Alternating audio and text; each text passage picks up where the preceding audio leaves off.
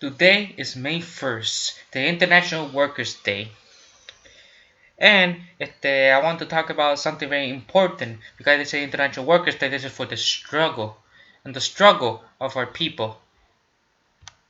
This is the official Facebook page of Bandera Roja, which is a left unity type of group that has from Democrat Socialists all the way to anarcho-communist. And this is May Day. This is happening live in their Facebook page. They're going to celebrate the May Day event. Now, I want to talk about a little bit about the history of our struggle and support the independence and armed struggle of indigenous people and other people fighting for their liberation. And I want to focus on that, of all the people, not only should Puerto Rico be independent, right? And we're fighting for independence since 1511, as far back as any other group that existed, predate any form of pro-separatist movements in the world.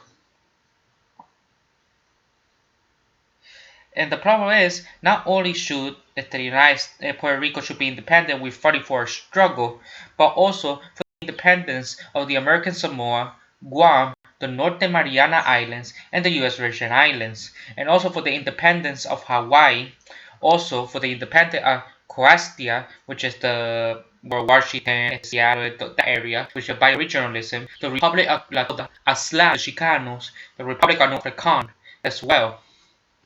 And not only these things should be independent, but also all countries should be independent, like the people of Okinawa or Lushu, who want to be independent because the United States basically sold the island to Japan and become Japanese against the will Japanese, and they claim false ideas like Okinawa language dialect of Japanese, which is false, and the indigenous people of Okinawa are not considered recognized in the Japanese consensus, so they're fighting for independence.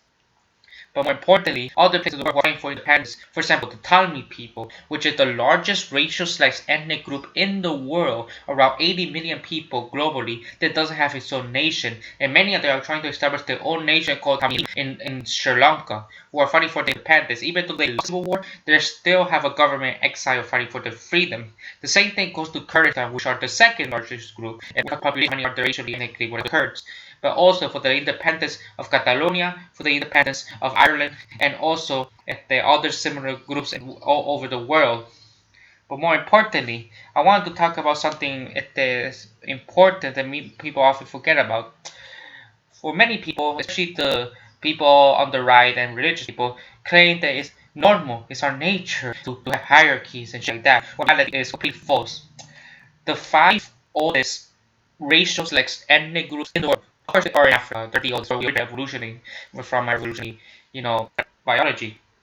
Five oldest indigenous people in the world, like social ethnic group that goes back to 100,000 years ago, are the San, the Nama people, the Hasna people, the African Pygmies, and the Sandawe people. These are the five oldest in the world, and all of them are anarchists. They don't have a hierarchy. They're based on an anarcho-communist egalitarian type of society. Even with some exception, like the Hassa people who are goat farmers, they still have their egalitarian living. At least, unlike other indigenous Americans in Australia, they live in their own land. They live where they originate. They'll keep their values. Even many are trying to promote and protest for them to speak their language and other things, but this has the way of living more. And unlike the religious people, the San people is the only one that actually has a religion. The other four, if they are either atheists, because they have no concept of a God, or their version of God is so abstract, distant that they don't even care. They live without bothering it, like a day-to-day life. And sometimes, depending on the tribe, they say we should live without a supernatural creator. So even ancient people are basically atheists, or at least very atheistic, but they're also anarchists and anarchistic at the very least. It shows you that it is our nature. We are rational beings and we want to be free against the boundaries of hierarchy. Only that, of all these ancient people and all these liberation struggles that happen in the world, like from Okinawa, from Kurdistan to Puerto Rico, etc., there's another group that people often forget about, which is the sixth oldest racial ethnic group in the world, besides the five that I mentioned earlier, which are the Berber people. But they themselves the Amazigh, the indigenous people of North Africa. And for people to know, they have their own separatist movement. They want to make their own Amazigh nation. and the Barbarism, which is a movement that wants to unify the entire Berber people as a one unifying force. And people talk about Rojava all the time in North Syria, which I support struggle based on the anarcho-communist philosophy of Bookchin, despite later ideas of communalism and libertarian municipalism and electoralism.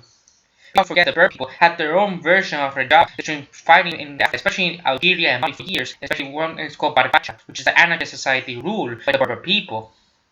So this great article written by Grind Inc. The other Rojava equals of the Barbacha in North Africa.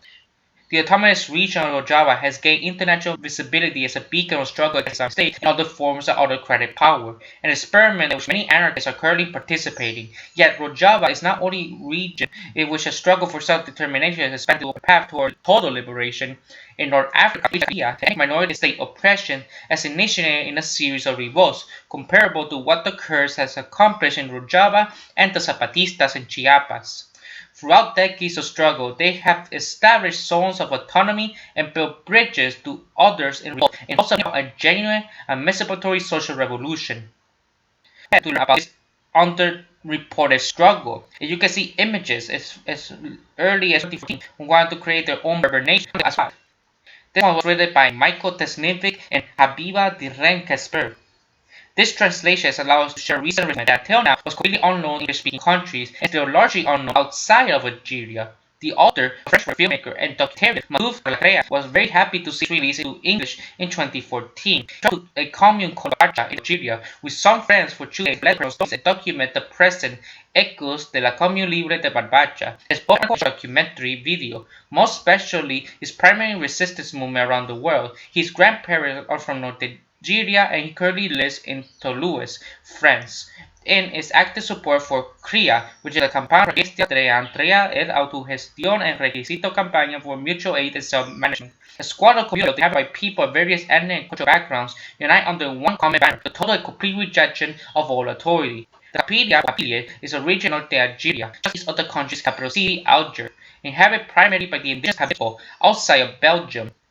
France, Berbers and Kapiles, which are a different subset of the Berber people, are fairly unknown to Westerners. Algeria and North Africa are imagined to be exclusively popular areas, even though they are the colonial invasion. The Kabylie people are the ethnic of the Berbers, among many other Berber ethnic groups. Most Kabyles and other Berber ethnic groups currently speak Arabic, Algeria's official language, as well as the regional Berber dialects. French into the colonialism is also common, especially in business education. So, who are the Berbers? They are original from North Africa, which is Algeria, Egypt, Libya, Morocco, Tunisia, West Africa, which is Burkina Faso, Mali, Mauritania, and Niger. But they did not call themselves Berbers. Like most of the indigenous people, i.e. Indians, this name was given to them by the invaders. It comes from the Greek word barbarous, or the Latin conde barbarus, root for barbarian, originally denoting a person with primitive civilization. The original inhabitants of the region conde translate to free people, known as Amazigh, masculine, or as Tamazight, feminine. To speak Tamazight language, their land was known as Masca, named the Maghreb by the Arabs. In the the people of this land had relations with ancient Greek and Romans. As with many ancient people, contact with outside culture alternated between friendship and hostility, with Berbers playing the roles of both conquerors and conquered.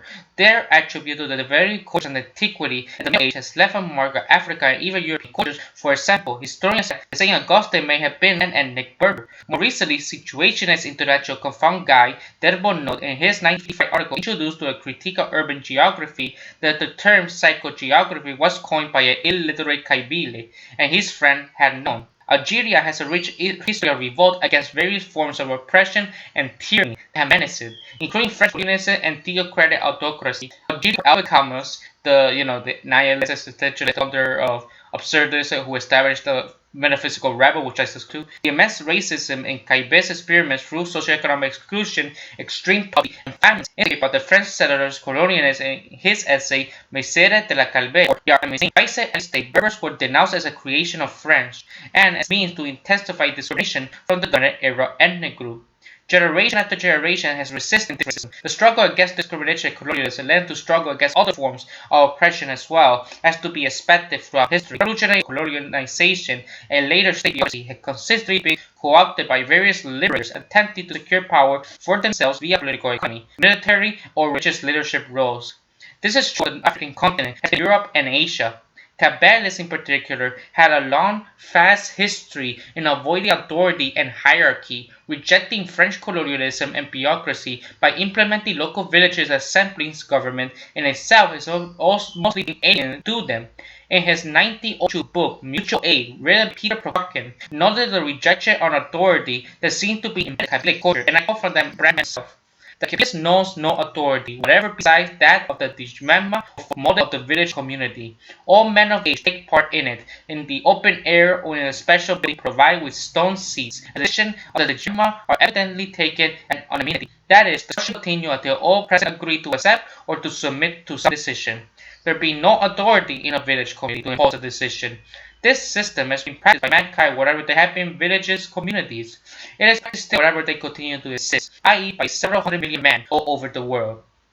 He adds, mutual support preempts the life of the Kabyle. If one of them during a journey abroad meets with another Kabyle in need, he is bound to call with aid, even at the risk of his own fortune. If this has not been done, the dilemma of the man who has suffered from such a complaint and the dilemma of the selfish man will in one good the loss. We thus come across a custom which is familiar to the students of the evil merchant kills. Every stranger who enters Kabyle Bir has right to housing in the winter, and has always grazed the communal lands for 24 hours. By the case of need, he can revoke upon almost unlimited support. Thus, during the famine of 1867-1868, the Kabyles received and fed everyone who sought refuge in their village. In the district of Delis, no less than 12,000 people who came from all parts of Algeria, and even from Morocco, were fed in this way. While people died of starvation all over Algeria, there was not a single case of death due to this cause of the Kabylie soil. The Gemas depriving themselves of necessity organized relief without ever asking any aid from the government or uttering the slightest complaint, but they consider it as a national duty. And while on the European settlers, all kinds of police measurements were taken to prevent thefts and disorder resulting from such an influx of strangers, nothing of the kind was required for the Kabyles territory. The Gemas needed aid protection from without. And now here comes the police trying to ruin any protest against Bandera Roja, which is a left social movement from Democrat Socialists all to anarcho-communists.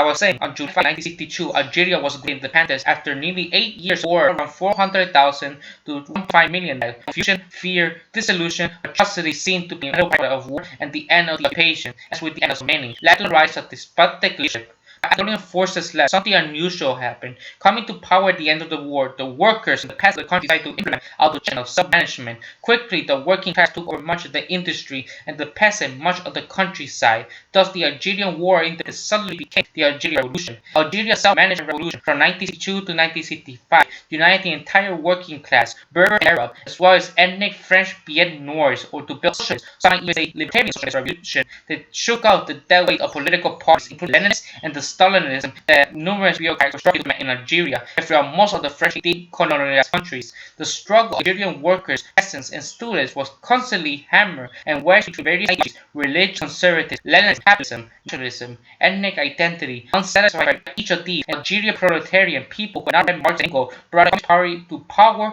or possessed any interest in centralized power and means of the hands of the state, has successfully done socialists in the Cold War era better preventing working people from taking power from themselves.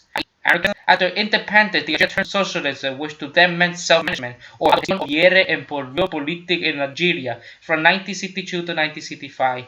Revolutionaries in Algeria were quickly to supersede Marxism and apologists. Ukraine, Germany, Russia, France, and especially Spain are historically seen as the bastion of anti-libertarian socialist insurrection by means of self-management, especially in the form of workers' council. The revolutionary reorganization of society in Algeria on a similar line with French influence from Western capital certain economic fusion, the post-independence rulers of Algeria after the war. The General Union of Algerian Workers issued the following appeal: "Our battle soon going to be taken for the resumption of economic activity, where the worker nation will be presented everywhere to participate, to direct, and control the economy of the country." The UGA continued an appeal to the newly formed government and the French former owners of the farm and factory to reopen them. End quote. The UGDA stated there is a negative. The government must organize a system of management of workers without on deaf ear at first. But workers' management continued to come into discussion and was status by Ahmed Ben Bella in September 28, 1962. In his inaugural speech, possibly hard to illustrate his bourgeois competitors with democracy. After Ben Bella was overthrown by Boumediene in a coup d'etat, self-management and the workers' movement were targeted by the new regime that blended Islamic fundamentalism and technocratic state planning, destroying self-management in a few years' time. The movements of the Arab Spring were particularly intense in Algeria, but they were preceded by several Berber Springs. In 1980, the lecture of the Kaibali poetry by Molot Mamerin was banned in the University of Tizi This sparked the first spontaneous Berber Spring, a series of riots and strikes aimed at defending the status of seen as a national or official language, a culminating over attempts to charge Algerian society.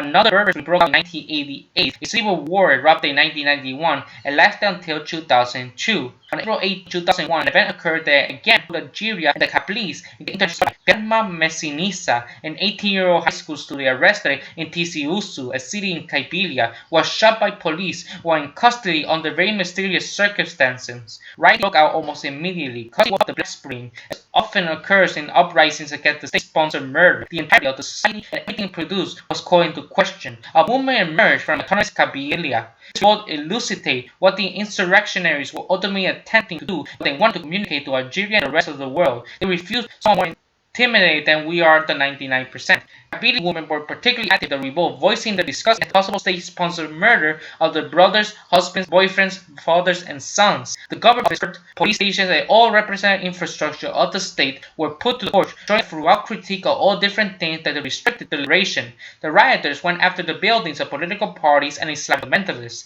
Islamists, whose ideological terror paralleled the state autocracy, culminated in the deaths of countless Algerians sold their many places, turned to ash. By the end of the month, the entire region of Kabylia was a total revolt. Every attempt at negotiation with the Algerian government was rejected by the communities of resistance. Police and Islamic fundamentalists were constantly driven out of villages and cities. Labor unions and left-wing parties were shunned as all attempts to take authority were considered treacherous, including voting in the elections. The people of the region recreated the arch